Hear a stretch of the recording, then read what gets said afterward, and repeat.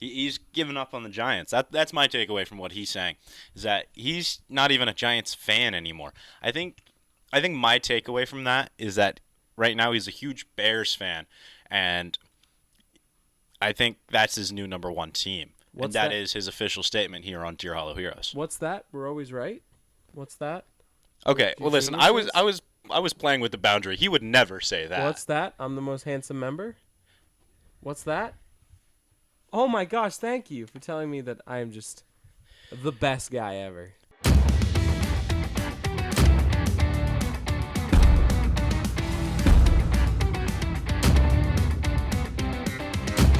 I've become best friends with them. Let's do it. Yeah, I'm festive.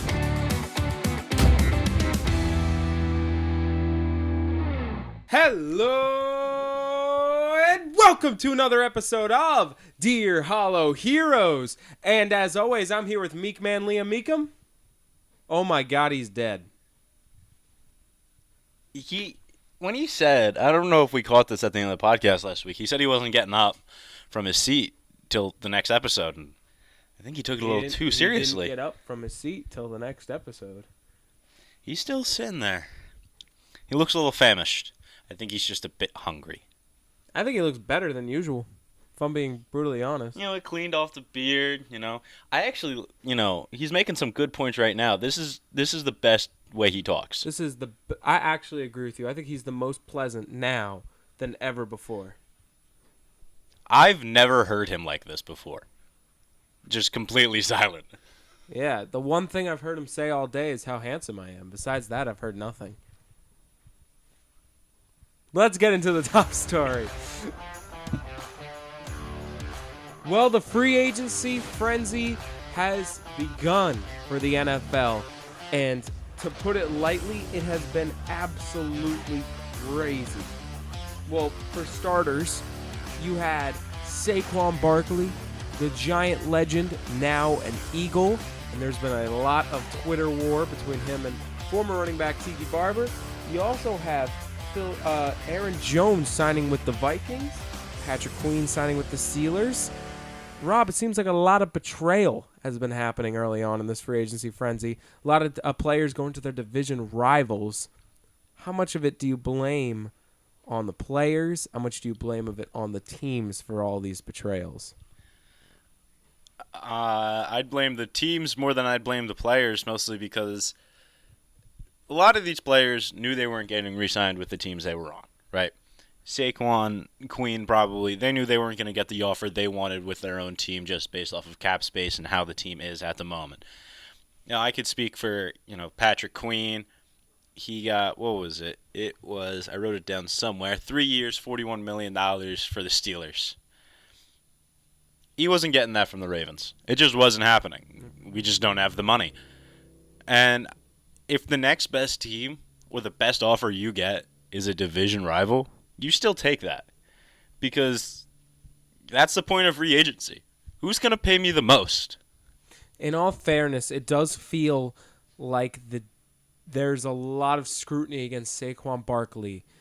I'm going to go towards the Giants and Eagles on this one. And it is very obvious that if you are a New York Giant, going to the Eagles is not the best idea if you want to save your reputation with the team, regardless of contracts and negotiations. But in his defense,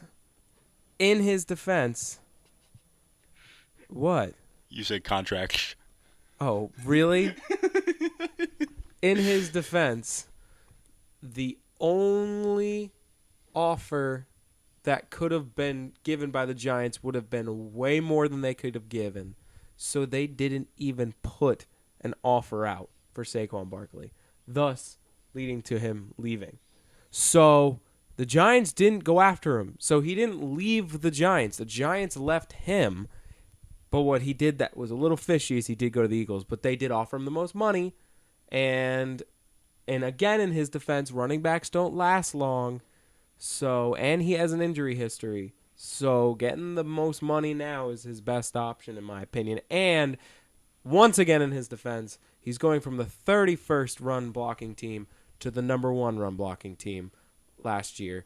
So as much as Giants fans are really upset, looking at it from Saquon Barkley's perspective, I don't hate it.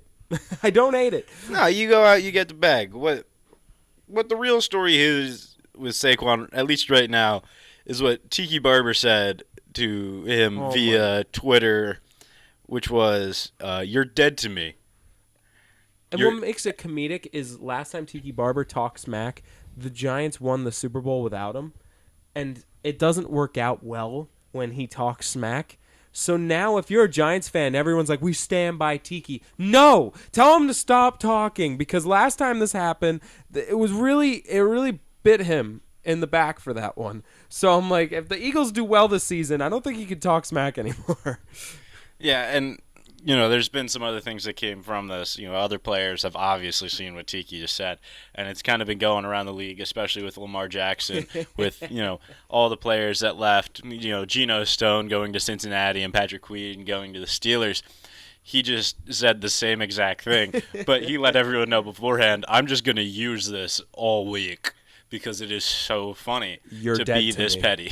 You're dead to me, Patrick Queen. I feel like it's just the way he says it with his tweet made it just all the funnier. Yeah.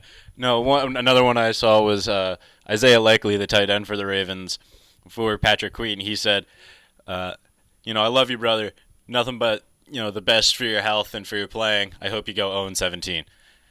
And, that's the friendly, the friendly bantering that you should have when a player just leaves your team in free agency, because there is no real malice behind it most of the time. If there is malice, way ahead of time. That's something like Aaron Rodgers going to the Jets because he hated the Packers. But that's not happening with Saquon really going to the Eagles. Sure, he wasn't happy necessarily in New York, at least with the front office. But it's not saying, I'm going to the Eagles just in spite of you. They just paid him the most. Speaking of all these quotes of the week, I got to say, the one that's really, it's day 7 million of me loving Max Crosby as a player. Do you know what he said about Josh Jacobs departing for Green Bay? He said that it's all love. Green Bay just got one heck of a player.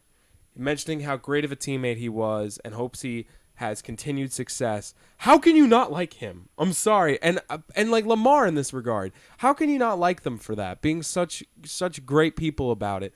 But my favorite is Max Crosby, but I also saw the Isaiah Likely. That was my second favorite. How there's still that competitive edge in the division. So there's been some really funny Twitter out there for this free agency. Just to bring it back to the actual players themselves and the money they're making, some of the bigger splashes we've had. Kirk Cousins to the Falcons, 4 years, $180 million. Unbelievable. How did the Vikings drop that? I don't know, but I think his agent deserves all the praise. Yeah, they got a 35-year-old quarterback making $45 million a year. I saw one thing that, if he makes enough in incentives, he'll make more than Tom Brady did his entire career. That's unbelievable. And what makes it even more incredible is he went from a situation where he had a horrible offensive line with some great talent around him and never won many playoff games for it, to getting in the same exact position that he started with in Minnesota, but now it's the Atlanta Falcons, and just being treated the exact same as if nothing happened. He's just being treated as he is this hero. Well, it's not like he's a bad quarterback. He's really good quarterback. It's just he has done nothing to earn $45 million a year. I think, sure, you win one playoff game, that doesn't help your situation, but everyone knows that the Vikings have never really been built to win like they do in the playoffs. They had the number one receiver in the league, a top-tier running back. What about their defense? Kirk Cousins, and a defense that was being extremely solid. I think they were the second seed one year. Wasn't it 2 years ago that if their defense, or if every game that was 1 point difference swapped, they would have been out of the playoffs? Like, their defense has never been really put together to be good enough, especially in the playoffs. Well, in the beginning stages of Kurt's contract, they had a good defense. They had they had some legends. Now they're old. And that was before they had the good wide receivers. So nothing ever really lined up for... Stephon Diggs. They had Stephon Diggs, and they had a young Justin Jefferson when he started his time there. No, they were built. They were built pretty well. and then they just couldn't figure it out. They could never figure it out in the postseason, and it's still funny. The farthest they got was the miracle in Minneapolis with Case Keenum at quarterback. That was the farthest they still got. Then they went and got Kirk Cousins next year. So I don't think he earned that contract. I think he earned 30 to 40 million area. I think he earned in the 30s. I don't think he earned 45 million a year. But I think it's a good move by the Falcons. But a really, really sold the bag by Minnesota. I feel like Minnesota's now in a really weird spot. They have no quarterback. People are wondering if Justin Jefferson's getting hurt. He's going to request a trade. They're listening to options. So it's getting really interesting. But speaking of requesting a trade, I think the other team that's really interesting is the AFC North as a whole. We talked about the Ravens and Steelers, but the Cincinnati Bengals cutting Joe Mixon, bringing him to the Texans, and also T. Higgins requesting a trade. So I think the reason T. Higgins is requesting the trade is because he knows he's not a number one there as long as they have Jamar Chase. Right. And he wants to be a number one somewhere else, or at least give it a shot. It's not like he doesn't have the potential to be one. And he knows if he gets that trade and shows that he can be a number one, he can get paid. Because wide receivers get paid. Yeah, he needs to go to a team that has nobody. Like, I think, honestly, his options... And T. Higgins is being a little picky. He's demanding certain types of quarterbacks. And ones that can throw the ball well? Yeah, but again, if you want to be a superstar, I think you just go to a team with not as much good receivers, be number one, and get paid a lot. That's what I'd do. I'd go to New York, New England, even a Jacksonville. Jacksonville is on his list. So it's going to be very interesting. And I think that wide receiver battle here, I think one's going to end up in Jacksonville. One's going to end up in either New York Giants or New England. And that is Calvin Ridley and T. Higgins. So those two receivers are going to mix and match into two of those three teams. And he's going to sort out pretty well. With all these teams and all of this drama that's been happening, which team do you specifically think had the... Liam, stop interrupting. No time to throw your hat. Yeah, dude. Which team do you think has had the best free agency, and which team do you think has had the worst free agency? Well, I think it goes without saying that the team that has the best free agency this offseason so far is the Baltimore Ravens, signing Derrick Henry to a 2-year, $16 million contract. Imagine the run option with the backfield of Patrick Ricard, Derrick Henry, and Lamar Jackson. Why would Patrick Ricard be a part of the run option? Because he leads the way. Imagine that would you get just through. Be a running play. I understand that, but you think, oh, he's going to lead block, and then you option out. Okay. That's part of your options. Okay. Because imagine this scenario, if you will. Patrick Ricard leads the way. Behind that is Derrick Henry, and behind him is Lamar Jackson with the ball.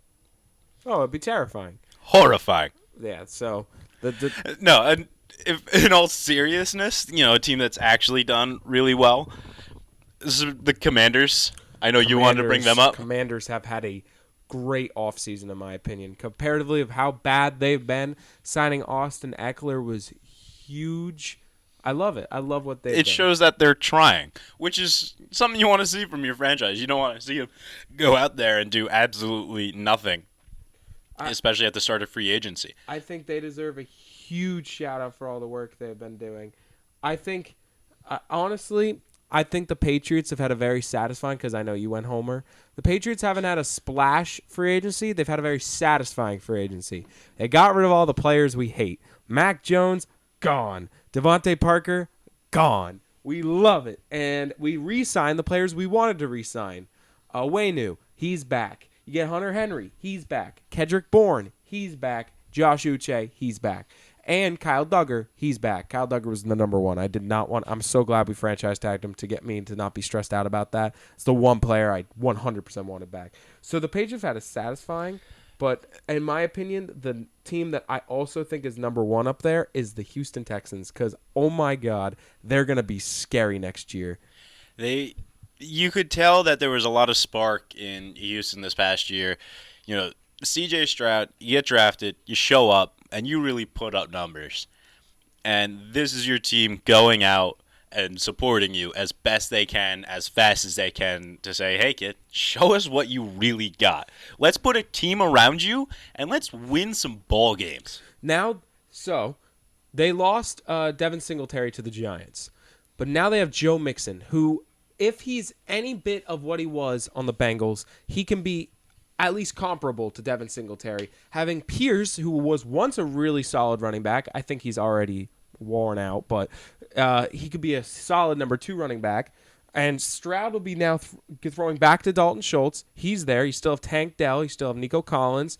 They're all still there, so the offense is good. But this is where it gets really interesting. The defense that had the Rookie of the Year, Will Anderson, will now have the addition of Daniil Hunter on the opposite end with him. That's terrifying. The defensive line that was already good just got real good. And then they shored up the linebackers by having Al Shahir there, who is a dog, a very underrated player, one of the more underrated defenders and one of the better linebackers on free agency. If you needed somebody to put in, you could put him in there. It's not like you're going out getting the top guy in the whole market, but you're saying, listen, you're good, and we just need a linebacker. And that's not saying anything bad about him.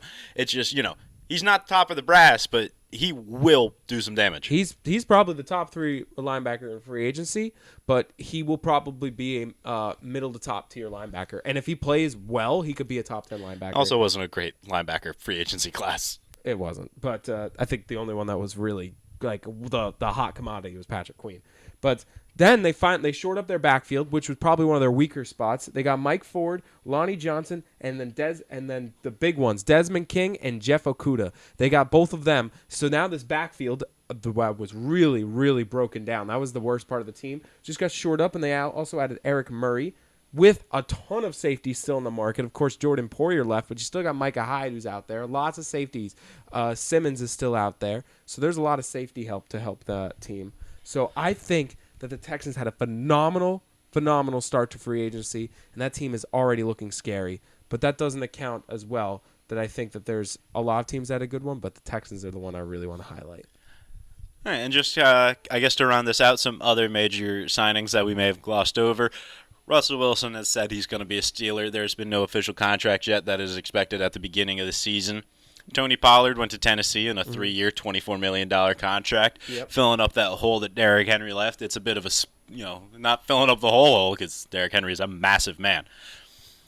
We talked about the Commanders. The Bears got DeAndre Swift on a 3-year, $24 million contract. Yes, DeAndre Swift was a good pickup. I think the Bears also had a pretty solid a free agency. They got Jalen Johnson back, and they know what he's going to bring to the table. And if you don't get that, go to our Twitter.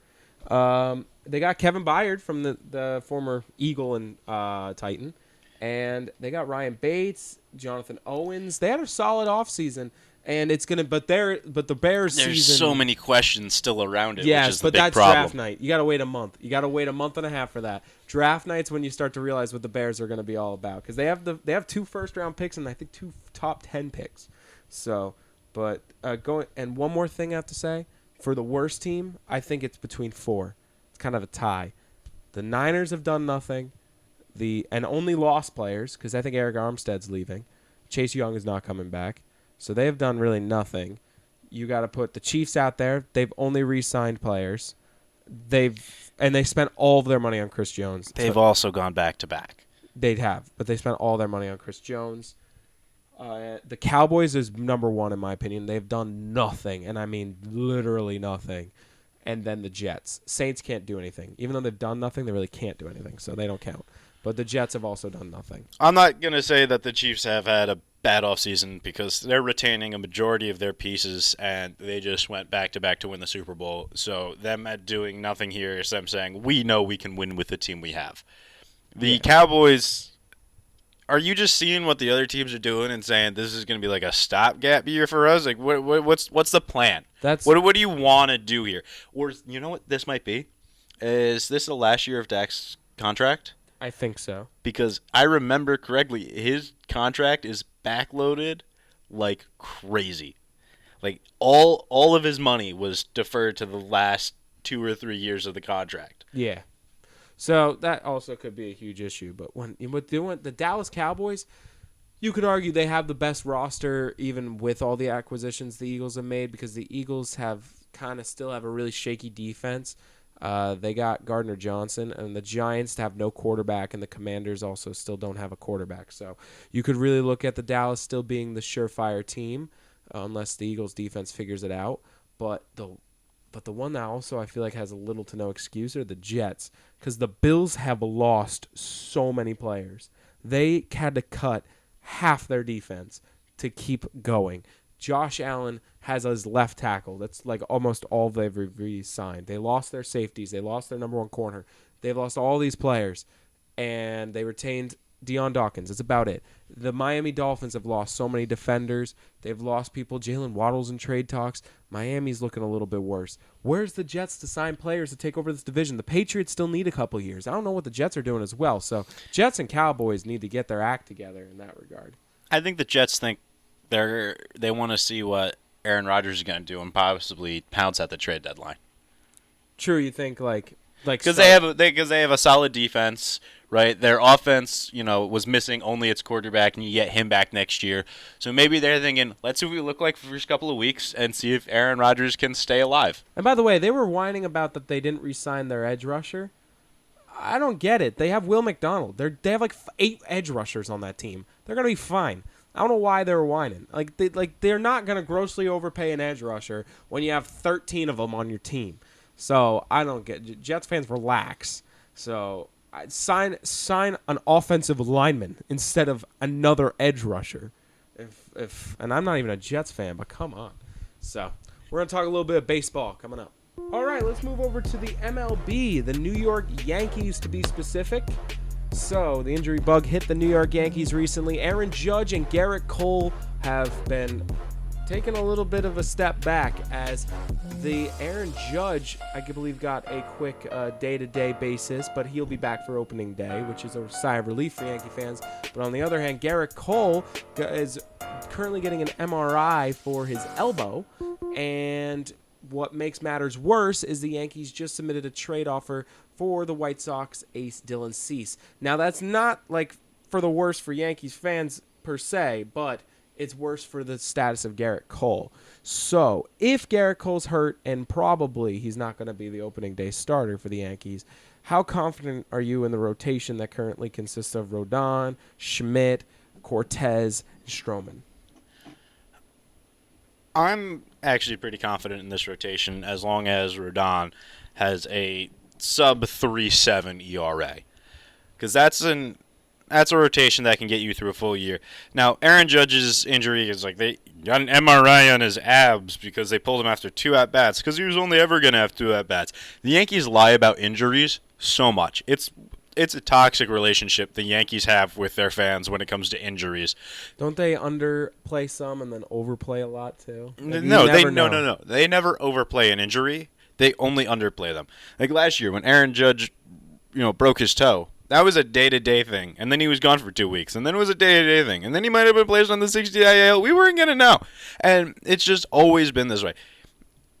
He just fell a little tight in his abs. They were just over-precautious. He says he's fine. It came back clean. Gerrit Cole, we still don't know.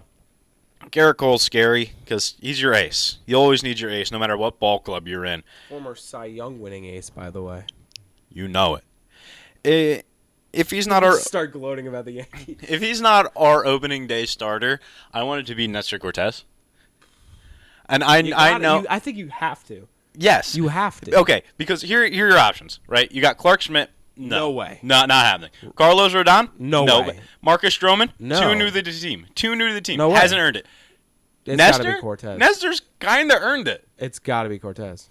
Listen, he might not be, the best pitcher in that rotation, but if there is a player who's been with the Yankees and shown that if you let him go out there, he can and will put in the work. He'll get you 5 innings.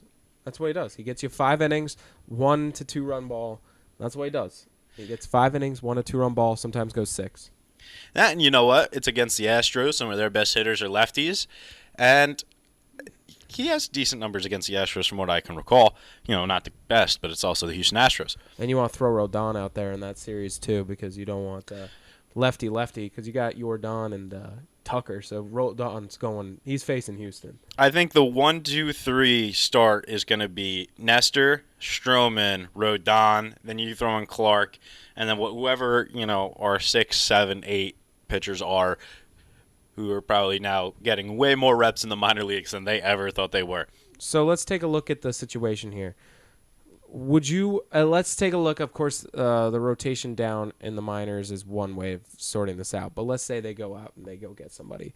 Would you rather them get Dylan Cease, or would you do a trade? And that could include Spencer Jones, by the way. They're trying to avoid that, but I think in desperate times, I think you're going to have to include Spencer Jones in there. Or do you think you'd go out and just give Blake Snell his money? Do you think you just suck it up and give it to him? Do not pay Blake Snell. Don't do it. Why? Re-sign Juan Soto instead. Save that money if you can. Save that money for a guy who I thought you wanted us to get needs it. Snell. I thought you wanted the Yankees to get Snell. At don't first see I a did, point. but then I realized, one, we're going to have too many lefties. 3 lefties in a rotation, too many lefties, in my opinion. Unless, sure, you have an ace in one, but two more middling pitchers. When they're good, they're, high upper-class pitchers, but when they're bad, they are bad. And so when you get something like that happening, I think what you need to do, you trade for the guy. You only pay him for the year, and he's gone. You're not re-signing him. And the only issue I'm hearing with Dylan Cease is his inconsistency. But at the same time, he would definitely shore up that rotation like nothing else. Speaking of inconsistency, the one start that I never forget about him is when every out he had was a strikeout, but if it wasn't a strikeout, there was a home run. Oh yeah, that was. Do you remember that? It was like we won like 8-0 because we destroyed him. But at the end of the day, it was funny because all 15 outs he got were strikeouts. Yeah, it was Judge and Giancarlo just popping off, and the rest of the lineup did too. But that was a bad one by But if you Cease. didn't get a hit, you struck out. That's just because he has one of those fastballs that if it's not. That's the funny thing about the fastball. It doesn't matter how fast it is. It really just depends on how it comes out of your hand, which is what a lot of people don't realize about baseball, is that you can have a 91-mile-an-hour fastball, but if it rides up on that batter quick, mostly based off of the spin coming out of the hand, it can look like it's going 120. Yeah. Dylan Cease, he has one of those fastballs, the way I see it, personally, is it just rides a line when it's off, right? Most fastballs, they have a little bit of movement. Not a lot, but a little. And his is one of those ones where if he's wrong with it, or even just right, it'll just go straight. You can just see, this is where it left his hand, that is where it's going to be when it reaches a box. Sure. And you get a good lineup, they're going to see that every time. So are you leaning towards just getting someone in the minors then? I don't want to give up too big for Cease, but, okay, here's where I'm at. You also You could go get for Montgomery. Cease. You go for Cease. I don't think Montgomery wants to come back to the Yankees. Again, Me another neither. lefty pitcher situation. True, and also he's still bitter about the postseason thing we said. Probably. And so I think ideally you go after Cease. You see at least what you can try and get for him. If they were asking too high, you just don't do it. And if not, you just pull up the guys, see what you got. Because I think right now the situation with Cole is probably just going to be he's going to miss the first month or something. I don't think he's going to be out long term. No, I don't think he's going to be gone for a while either. I'm just more like, what do you do? Because if you lose him even for a month, you're looking at a really shaky situation. And I know you trust the rotation, but I don't. I think you need your ace to make this work. And I really think you got to go get somebody, and you can't get Monty. Snell, unless Snell goes down, Snell's got to cut what he wants in half. He wants 250. Snell needs to sign somewhere. He just needs to sign somewhere. I think he's got to give up and do a prove it deal. No. Just take a 2-time Cy Young winner does not need a prove it deal. Dude, take your prove it deal. He doesn't need it. Don't sign a prove it deal. Get your money. Him and Monty. But who's going to give it to him? He's received only one team's call, and it's the Yankees. Nobody else has even called. That's not true. That is not true. Who else has called? No, the Yankees leak the most out of any other team. I hope you know this. True. But who else do you think has called and has even gotten close to getting towards an offer for him? The Baltimore Orioles. They have Corbin Burns now. Yes. You think they're going to go after Blake Snell? We have Gerrit Cole, and we went after Blake Snell. We also got brand new owners who want to win. That's true. But we also have a lot more money. Listen, the two people who Yankees. should not sign prove-it deals right now are Jordan Montgomery and Blake Snell. One of them is a two-time Cy Young winner. The other one went out last year and proved to everyone that he is worth it as a 2-3. If you're a really bad team with no pitching, he can be your ace. I just don't know why they haven't signed anywhere. Like I think it's owners just messing with Scott Boras. Genuinely. They're playing hardball. But the season starts in 2 weeks. There's no way there's no one that doesn't want these pitchers. There is no way that no one wants Blake Snell and no one wants Jordan Montgomery. They're both going to be on a team during the season. None of them are built up. Neither of them are built up. So you sign either of these guys. Neither of them are going to be built up to start the season for your team. What are you doing? You are only hurting yourselves if you actually want to sign these people. I think teams are willing to take the 3 weeks to wait for him after they sign him. Just to see if the price drops? Yeah. Like it has to. Once the season starts, I think you're cutting 30% off the deal. I think Scott Boras is losing a lot of clients over this next season and all season. Yeah, he's screwed. Like, no way. So, especially, no one's going to re-sign him for anything. So, but I think the Yankees have got to make a decision at pitching, and I think they have a week to do it. They have to have their decision made a week before the season starts. I think what they're going to do is, if news came out, they made an offer, they're going to see their counteroffer, they're going to counter the counteroffer, and if they don't like that, they're just not going to do it and just use whatever they have in spring training. I believe that they should get Dylan Cease, and I believe that they will. It's time for locks and upsets. All right, I'm going to be honest. I did not do last week's stats. This is a filler episode. Yeah. We'll tell you what the stats are for all of us next week when the three of us It's are spring here. break for most of the people we live with, so it's been a weird couple of days. Yeah. But anyway, Liam, you want to go first? Yeah, at least the three of us are here. Okay, so Liam says his lock of the week are the Indiana Pacers just winning any game by more than 20 points. That's what he just told me. Okay, that's not going to be his actual lock, but I think he's just going to be withdrew from this week. But that's Liam's lock, guys. That's Liam's lock. I had to shoot my shot. Yeah, no. Mine is I have the Thunder defeating the Grizzlies on Saturday. Shai getting himself a little bit closer to getting that MVP conversation, getting a little closer to taking the lead. Jokic is winning. But, you never know. You never know. All right, Rob, what's yours? My lock of the week is on me. Oh, my God. I'm locking myself up. Okay, what, are you going to commit a felony? No. This Friday, MLB The Show 24 comes out. My first Diamond Dynasty game is gonna be a win. How am I going to keep track of that? I'll just show you. I'll tell you. Okay. It keeps your record. You have to send me a picture after your first game of your record. Yeah. Okay, deal. All right. And for upset, my upset's also going to be a little bit creative. My upset is I think the Yankees either get Blake Snell or Dylan Cease before we record next week's episode. That's my upset of the week. Just for the listeners, that is typically on a Tuesday night. Tuesday night, yeah. My upset, I'm picking the Nets over the Pacers on Saturday. So Saturday, we both have Saturday games. All right, guys. I would like to thank you all for listening. You can follow us on our socials at Dear Hollow Heroes, or you can message us at dearhollowheroes@gmail.com. Let us know what you think, a take you got, anything for us. And I'd also like to thank Liam and Rob, and, well, I'd like to thank Rob. and I'd like to thank Liam. I hope you all have a wonderful rest of your day. We'll see you all next week. Stay classy, San Diego. What? You're in Jersey. San Diego Studios makes Hungry the show. And that comes out this week. Man, I might need to trade you like the NFL.